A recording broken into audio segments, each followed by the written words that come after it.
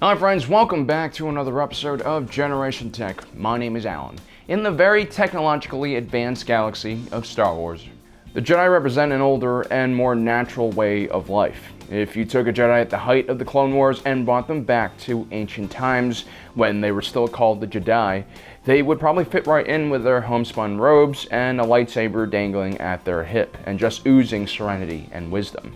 Sure, the ancient Jedi practiced both the dark and light side of the Force and sought to find balance within themselves, and they also didn't have energy-based swords in the beginning, just normal metal ones. But I believe there would be an immediate kinship and they would recognize that they were amongst their own. And I think that's due to the fact that they all wear a sword on their hip, something that immediately stands out in a world where ranged weapons are more commonly used. Which leads us to the question, why do Jedi have swords? Are they the spiritual descendants of ancient samurai and medieval knights? Do they channel that idea of the lone honorable figure holding back chaos and darkness? Is it tradition that makes them choose a sword over more practical weapons available at the time, which could definitely increase their effectiveness in combat? Jedi do not carry blasters. We're not really sure, but that's what we're going to try to figure out today. As far as we can tell, the Jedi Code does not forbid the use of blasters or slug throwers or any other kind of ranged weaponry. And we've seen time and time again, Jedi, especially during periods of great strife, have picked up ranged weapons and at times even used it as a primary weapon, especially during the great battles during the Jedi and Sith conflicts during the Old Republic era. Later on during the Rebellion period, you had individuals like Luke Skywalker who had learned how to shoot slug throwers and blasters as a Tatooine homesteader way before he was taught how to swing a saber. Still, Jedi of this period used lightsabers as their primary weapons. It was always an unspoken rule amongst Jedi, and it was most prevalent during the golden age of the Republic and the Jedi Order, which was about 1,000 years between the Ruusan Reformation and Order 66.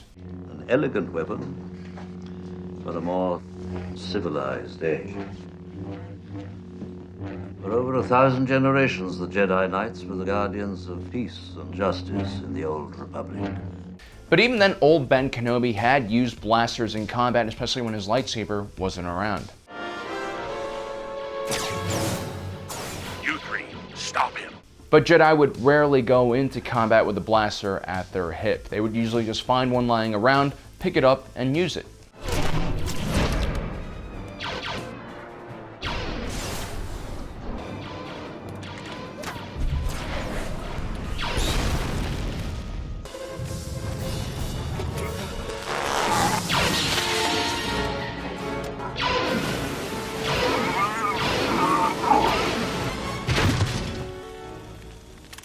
Part of the reason was that the Jedi considered the lightsaber as a symbol for their order. It's even said so in a miscellaneous tenet in the Jedi Code.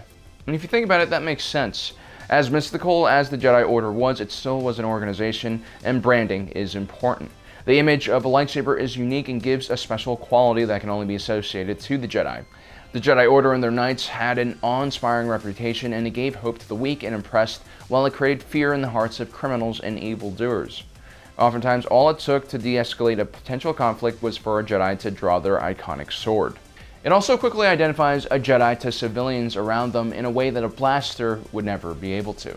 Besides, there were tons of blaster-toting thugs in the galaxy, and in less reasonable and more lawless places in the galaxy, a blaster drawn was met with another blaster drawn. So in a way, the Jedi's lightsaber was similar to a police officer's siren and lights. It's partly there to scare criminals and partly there to identify the police to law-abiding citizens. But this just scratches the surface. There are some really deeply rooted reasons why the Jedi preferred using a lightsaber over, say, a blaster. For one, blasters are completely mechanical in nature, while lightsabers at their core are powered by a sentient kyber crystal. These crystals find their Jedi in a trial known as the Gathering and become bonded to a Jedi.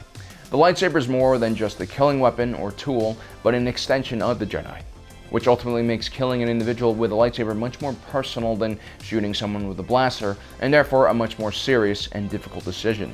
The Jedi wanted their members to remember and heavily weigh on every life they took so that they wouldn't become desensitized to killing people, a path that would ultimately lead to the dark side. It was incredibly hard for a non-force sensitive individual to wield a lightsaber, primarily because there is no weight in the saber's blade, no physical feedback or context to where the blade is. The Jedi, however, with their connection with the kyber crystal and force, were able to feel the energy emitting off the blade. which is why you never see a Jedi slicing themselves by accident, something that would probably happen if an ordinary person wielded a lightsaber long enough. However, this doesn't mean it's easy for even a Force-sensitive individual to use a lightsaber. A Jedi still must hone their skills and continuously practice in order to maintain a high level of skill. It requires discipline that isn't all that different from martial arts. This physical discipline was important for a Jedi because it also led to heightened mental discipline, which allowed a Jedi to control the Force and their emotions in a much better way. Letting your emotions take over in combat was just another path to the dark side. This is important for a Jedi because they really had superhuman skills and were a lot more powerful than the average individual.